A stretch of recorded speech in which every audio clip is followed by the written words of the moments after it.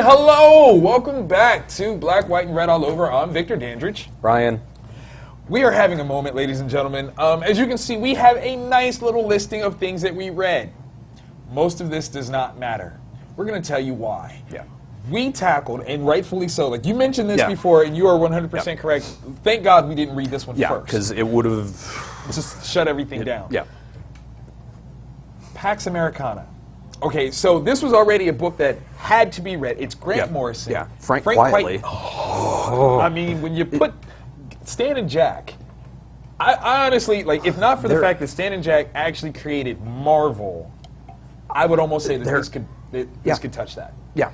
This could. It's, oh my God, it's this. Okay. So, if you have not been reading Multiversity, I can understand. For me, first issue, turned me off. It's turned me off. It's Grant Morrison. Like unadulterated, unabridged, raw Grant. Yeah. Now, you said that issue 2 was a lot of fun. Yeah, every issue has had its own voice. Okay. Like, it has its own feel. Right. It doesn't necessarily, until this issue, start to tie in with everything. Got you. But yeah, that first issue was wackadoo. I just couldn't. And I just couldn't get into the whole thing because of it. Yeah. But seeing who the creative team was here, I was like, kind of gotta, yeah. Yeah. I mean, because some of my favorites, like ever, like the Earth 2, Yeah. LA Earth 2. Yeah. All-Star Superman. All-Star Superman, thank you. Which, I know, right? Okay, so this book, this is how good this book is. We're not going to talk about any of the other books that we read. We read Sinergy, I read Inhumans. What else did you read? I read MLP, Friends Forever. Okay, so we read those. Whatever. Okay, so this book, like we're dying, right? Okay, like we're flipping pages here, and it's the Charlton characters. Yeah. Number one, if you don't know what that means, shame on you. Yeah. But if you know that these are the Charlton characters, then there's another seminal work that this is like straight up like an abridged version of at first. Like you're reading and you're like, wait, is this? It sounds kind of. This is almost exactly like a single issue version of Watchmen. Yeah. Things that make you go, Herm. I mean, yeah. Gah. Yeah. Like, I'm not in this comic shop with you. You are in this comic shop with me. Yeah. Okay, so I don't even know where to. Okay, so it starts off with pretty. Yeah, there's no good place to start. There is no real good place. Yeah. It starts off with pretty, and then it goes from pretty to pretty complex. Yep. To pretty awesome. To pretty much mind blowing. Like that's my breakdown. That's my breakdown for the whole thing. It's linear, but then not linear, and then because there is a weird, like Pulp Fiction didn't follow a straight line, right? But the pieces were there. You just had to. You could fit them. You could fit them. And there was panel work, especially with the question and the murder scene. Oh my God! That whole time frame. Yeah. Sequencing. Yeah. It's the book is super smart. Yes. There are definitely layers. Yes. Oh man, I don't even know where to begin. Like you can't. Like it's really hard. Like to not do spoilers because we try not to do spoilers on the show, and it's very difficult to talk about this one without doing spoilers. I will say that we can talk about the first, I think, page. Like with the swirly background. We can talk about that page up until Nightshade walking out because Comic Book Resources, I do believe, showcased that preview. So that stuff that's out there in the world has been for at least a day. Yeah. We can talk about that. Okay. And amazingness that is. Yeah. I mean, that part alone speaks to how deep this is. Yeah. This is a world that is fully fleshed out, it's familiar, yet different. Yes, like all at the same time. Like this is it's the greatest trick the devil has ever played, ever. Because we know these guys, we know these people, and once you click with the Watchmen thing, you are really in. Yeah, you're in, and it's different enough. Like you kind of know what's happening, but you don't. Yeah, it's just Okay, so did Morrison have anything to do with the second Watchmen series? I was trying to remember that. And I don't think he did. I don't think he did, and I think we know why. Yeah. And I want to say Frank did something in there, but he did, but nothing. Nothing like he saved it all for this. Yeah. If this is why, okay, I'm going to step out there and I'm going to say, if this is why Jupiter's Legacy has run late. Forgiven. That's cool. Forgiven. All's good. I'll send you a fruit shut up. basket. Yeah, yeah. Like, I'm going to thank you for being late on that series, just so you can kick butt on this one, because I know when you come back, it's going to be even magical.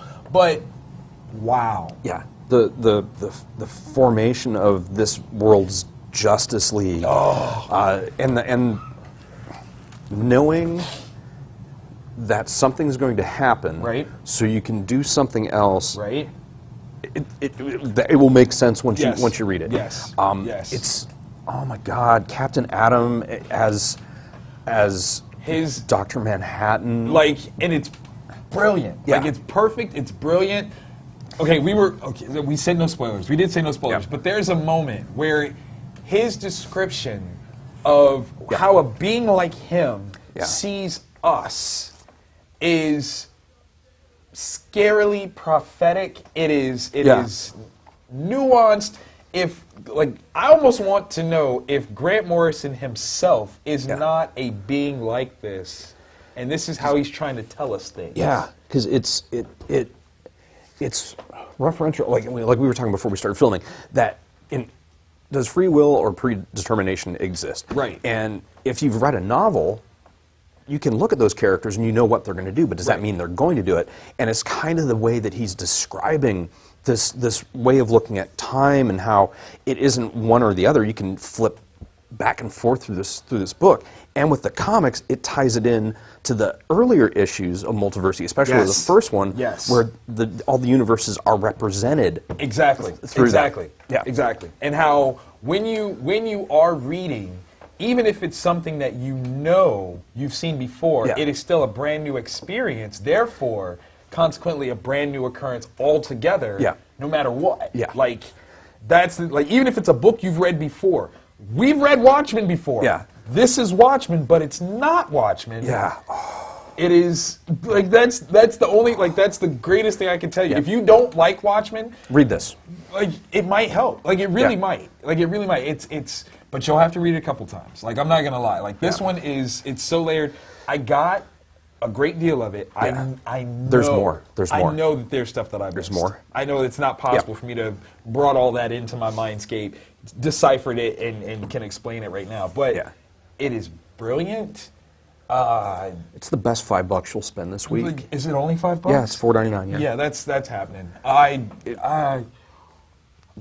apologize to the other books. I mean, you guys were fun to read. It was awesome. I mean, I was all about the Inhumans, but this one literally gave me goosebumps, and we got made fun of as we were reading it. Yeah, we're apparently gasming. We're nerd-gasming. Yeah. Yes, we're cute. That's an official. My girlfriend said this that we're cute because of how we were reacting. Yeah. It was speaking to us. Yep. And probably on different levels. That's what makes it so crazy. Yeah. Same book, different levels, different, and this is within the book though. Yeah. That's what they talk about. I don't even. Okay, so that's scary. That's scary. That's literally we had the same experience but different experience. Yeah. All Which at the is same time. Yeah, and one of the things with Watchmen, a lot of people that are younger than 40, the concept of a nuclear war destroying everything just is ludicrous. Seems weird. So Grant changes the threat. Yes. And yes. And modernized Watchmen, people. Modernized it. Brought it straight out of the 1980s and put it smack dab right here in the glorious time of now. Makes it relevant, makes it perfect. I want this issue to be an ongoing. I can understand this. Or even 6-issue miniseries. I just please. He'll order it. He'll order lots of it.